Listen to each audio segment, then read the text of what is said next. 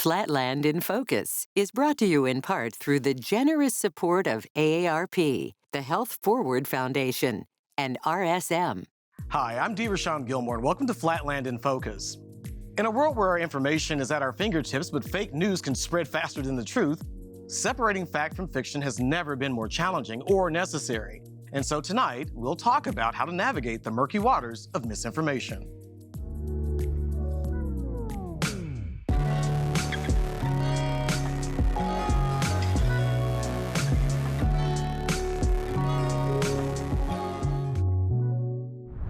With so many important issues and breaking stories flooding our news feeds, it can be overwhelming to try to pinpoint what exactly is true, what is false, and what lies somewhere in between.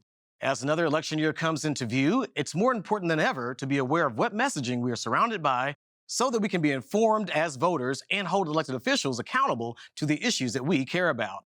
Recently, Flatland worked with our friends over at American Public Square to host an event on media literacy where we invited area high school students to come together to research and get to the heart of some of these very thorny issues. Let's take a look at some of the lessons that they learned that day. This is Flatland in Focus, where today's dialogue shapes tomorrow's decisions. Let's begin.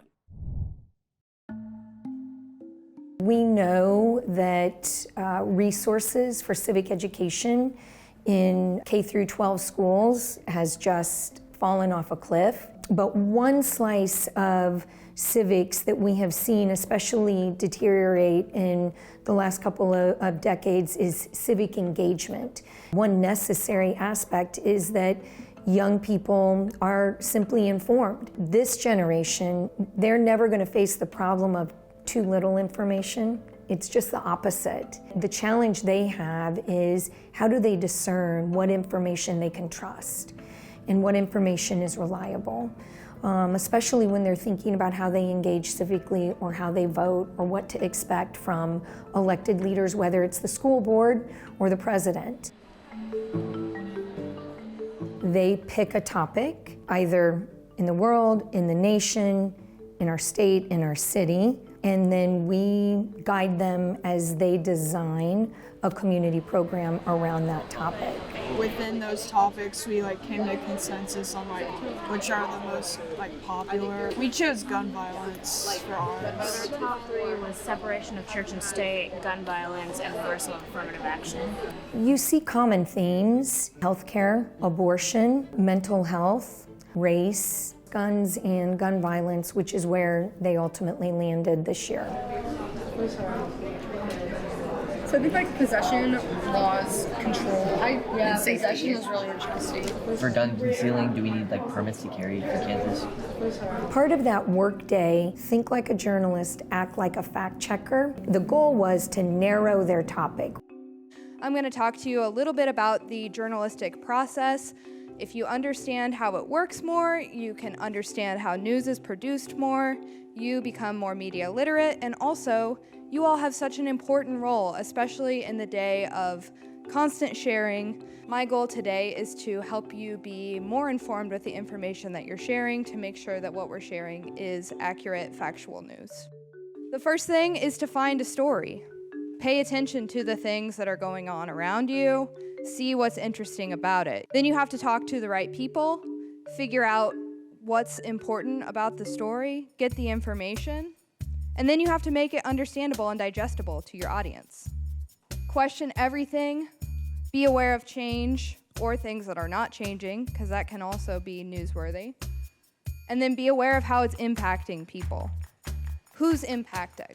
Where is it happening? When is this happening? When did it start happening? Why? How? This is something that's been reported on a lot. So you could go to the big media outlets that are local here, and you could see what they've written about, and you'll probably get most of your questions answered. So what are the benefits of going to a trusted news outlet? It lowers the cost of information. The time that it takes for you to go out and do all that gathering, the journalist has already done, and it's presented to you. So that's a huge benefit. Social media, I feel like it's a every single day thing. I like that it's an easy and quick learning experience. I trust CNN. I know that they generally get a lot of their information from well-known sources, and well-trusted sources. I mean, if I see something that an influencer is saying, I'll definitely take it into account. And like, if it's something that I'm like, whoa, I had no idea about this, I go and I like do some other research, or I'll talk to people who I know that this is going on. But it's definitely like just a first source. It's not like my end-all be-all of getting my news.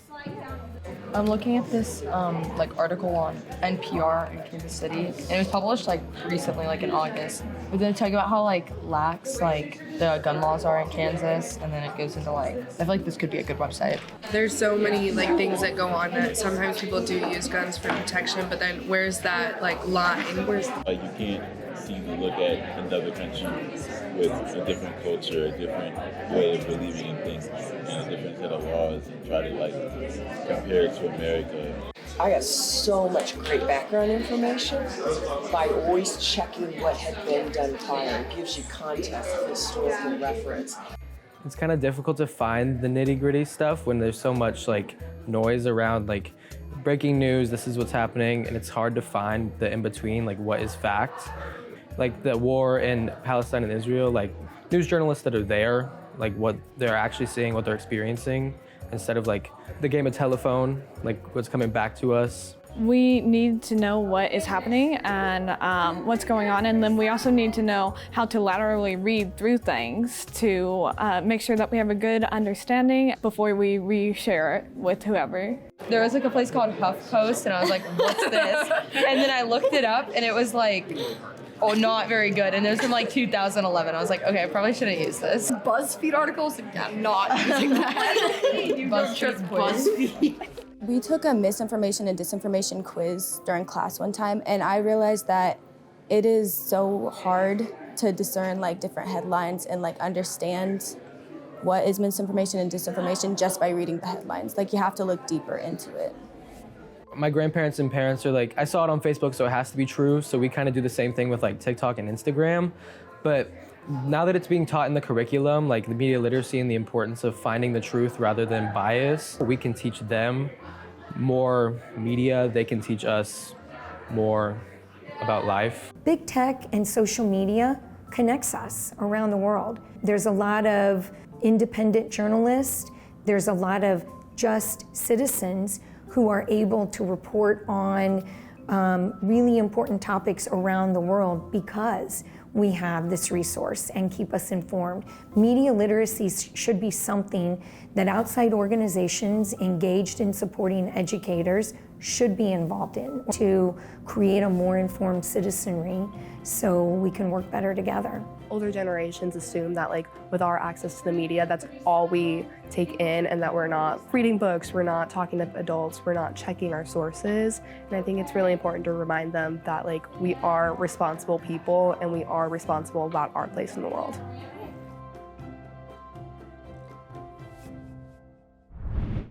All right, welcome back to the studio. Our guests tonight are Dr. Terry Finneman, KU professor and publisher of the Eudora Times, Ashley Muddyman, associate professor from the KU Department of Communication Studies, and Antonia Layton, Belton High School student who participated in our media literacy workshop, and our very own Cami Coons, who is our rural reporter here at Flatland and who helped facilitate the workshop with American Public Square. Okay, so Cami, I'm going to start with you. Can you tell us a little bit about the main points you wanted to get across to the public in your presentation at the media literacy event? Yeah, the presentation that I gave was called Think Like a Journalist, Act Like a Fact Checker. And so the whole idea with that was not necessarily to, instill the next generation of journalists, although that'd be great.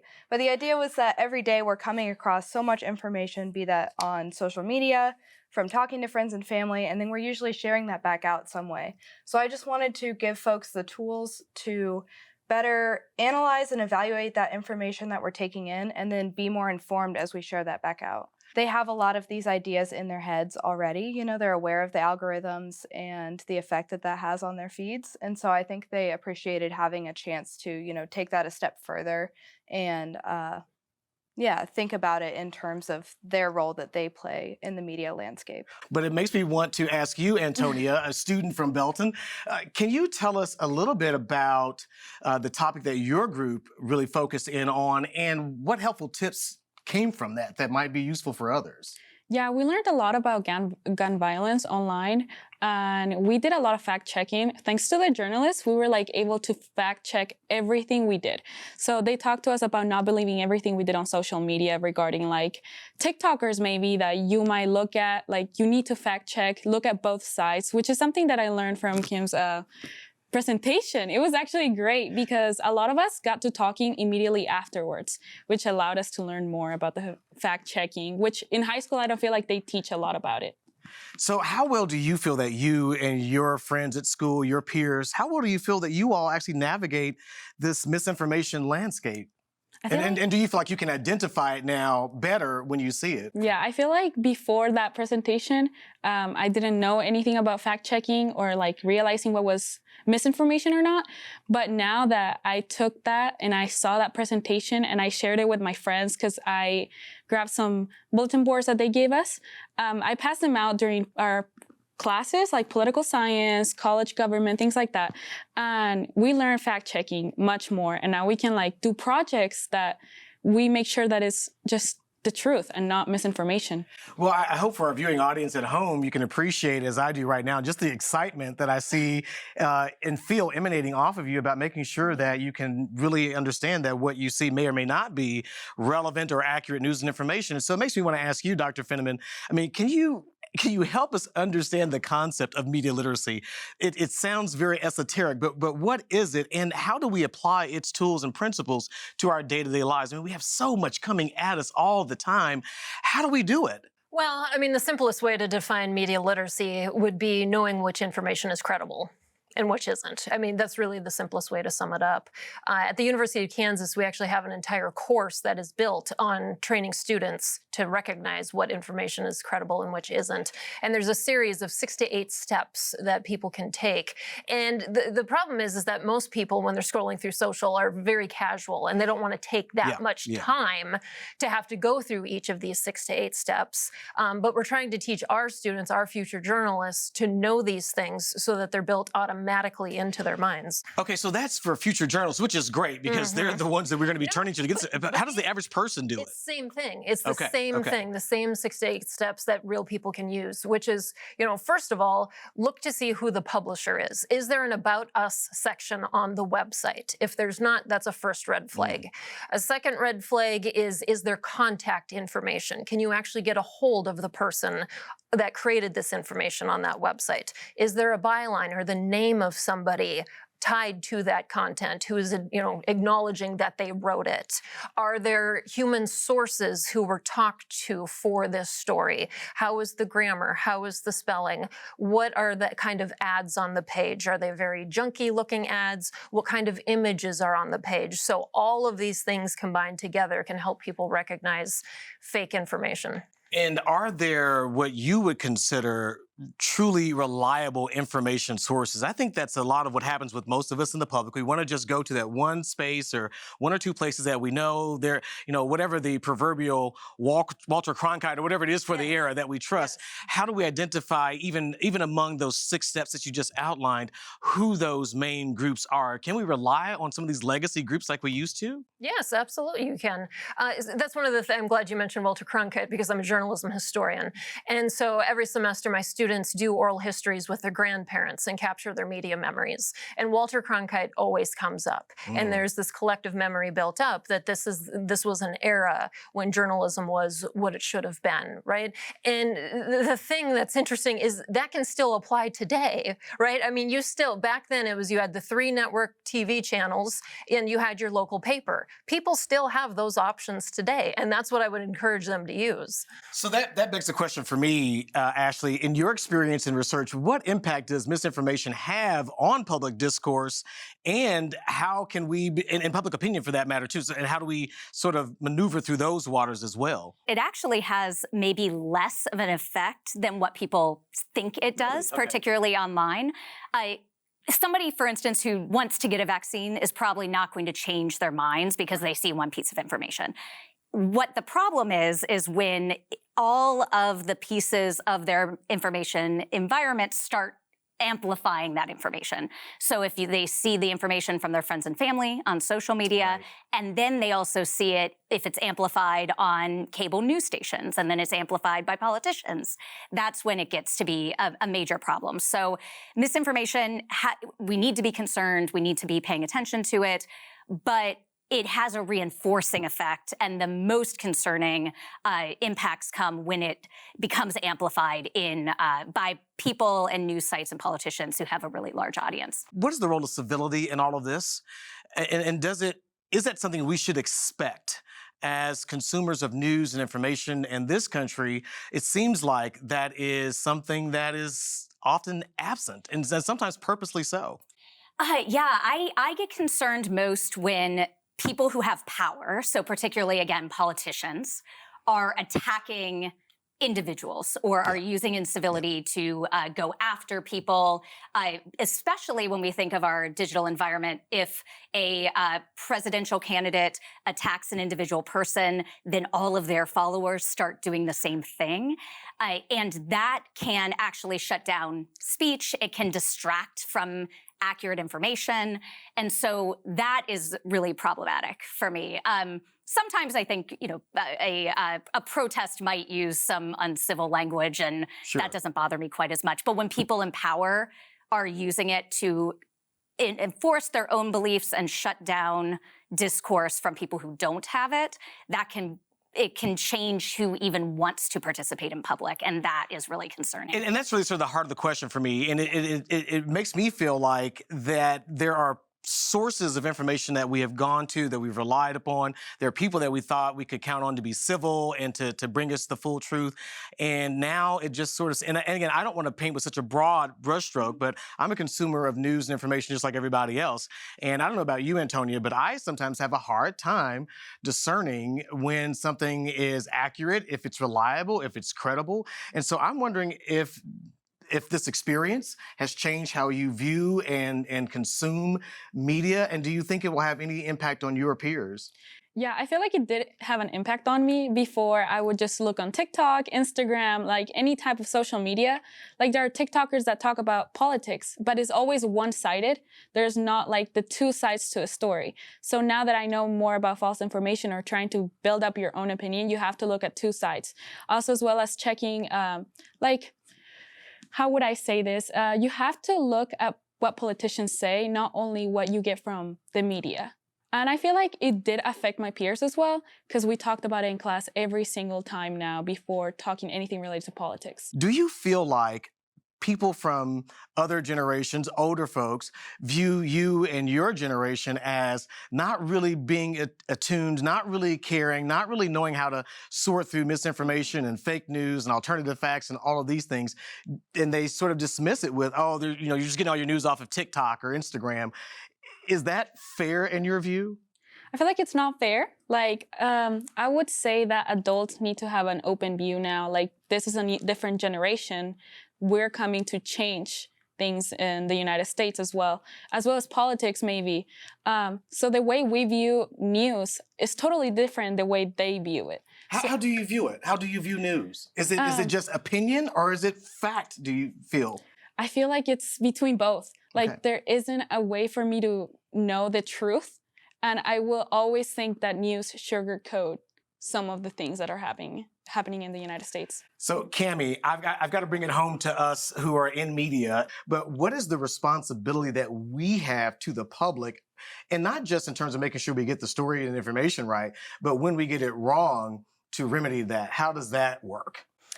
Sure. I mean, obviously always making corrections and being transparent about that. I think transparency on the process as well. With My Beat specifically going out to a lot of rural communities, a lot of them are in news deserts, or they don't have a lot of local papers around, people reporting there. So part of my job is explaining to them the process of news. Here's what I'm doing. Here's why I'm asking these questions. Here's how I plan to use your responses, to some degree. Just kind of being transparent on the process and encouraging people, I think, to ask questions of us, ask questions of what you're consuming, be critical, ask those questions. Who's publishing this? Who's the reporter? Where does it come from and why? Cammie mentioned news deserts, and the Eudora Times has been referred to as a news desert publication. Can you speak to what might be the very specific definition, the meaning or interpretations of that term, and how the Eudora Times in particular and other publications who may be feeling a similar need do that? Yeah, well, there's a lot of definitions and a lot of discrepancies with what the definition is. But I mean, the simplest way to sum it up would be a community or population that is lacking in access to local news. So for Eudora, for example, they didn't have a newspaper for a decade. They had no local news covering them and what was happening in that town. And so we stepped up at the University of Kansas and helped create a newspaper for this community. So you didn't have enough on your plate between all of your courses and all the things you're doing. You started a newspaper in conjunction with the university for this particular community. And is that a common model that you see where colleges or universities are stepping in with their journalism schools to fill those voids? Yeah, so I've hosted a National News Desert U conference for people in academia from across the country to learn more how to start these. There's a growing number of them. I think there's over 100 universities now that are trying to fill local news gaps in some way. Just this morning, Boston University called me looking for advice on how to start their own. So you're really starting to see this model take off. And apparently here in our area at the Eudora Times, I mean, we are on the cutting edge, the vanguard of that, which is really, really very exciting. Ashley, I have to ask you what is probably one of the tougher questions for the panel today. What's at risk for this country if we don't do a better job of really understanding what is and isn't news? Again, fantastic question, and it is a tough one, so I'll do my best. But I think some of the problems that we're seeing today come out of the fact that we've had decreasing trust in institutions in this country for several decades. Yes, sure. And media institutions are part of that, and so.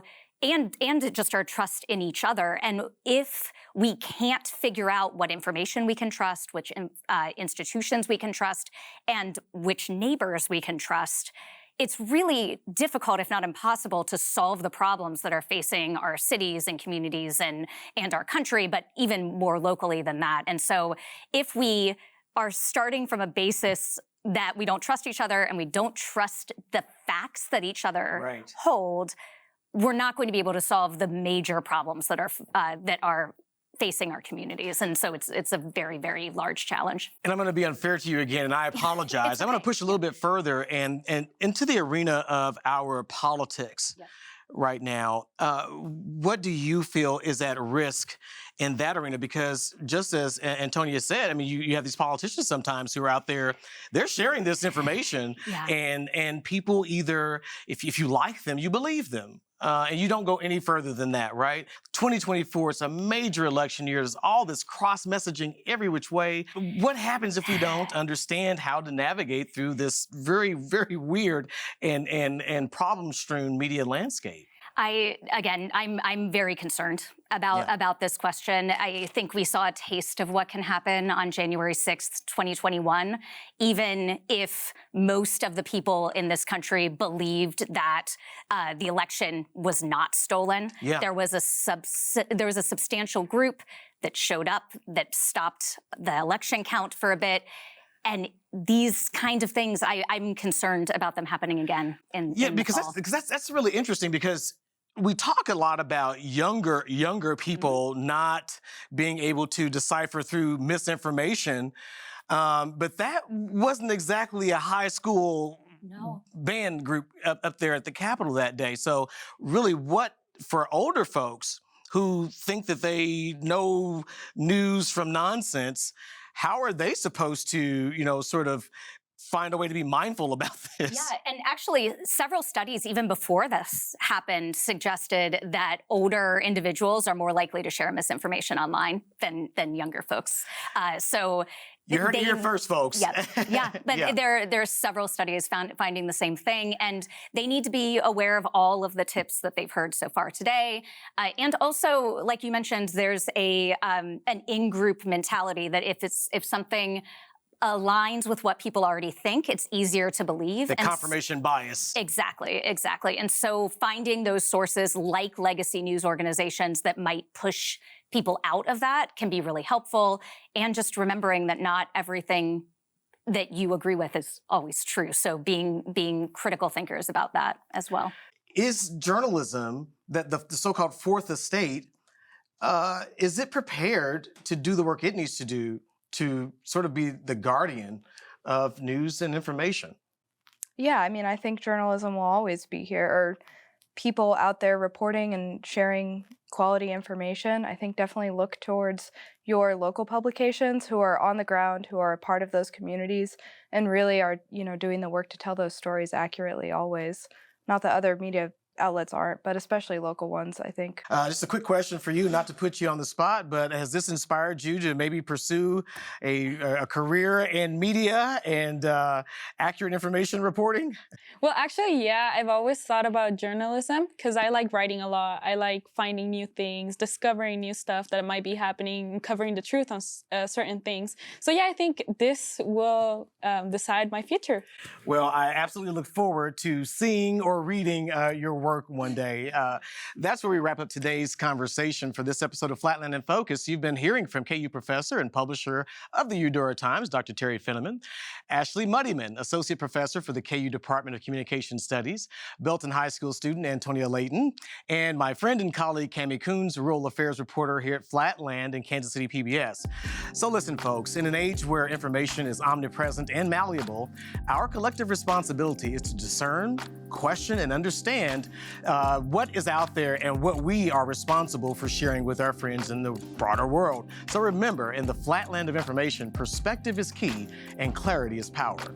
You can find more information and reporting on media literacy at flatlandshow.org and join our live stream Flatland follow-up on Instagram. I'm DeRashawn Gilmore. This has been Flatland in Focus. And as always, thank you for the pleasure of your time. Flatland in Focus is brought to you in part through the generous support of AARP, the Health Forward Foundation, and RSM,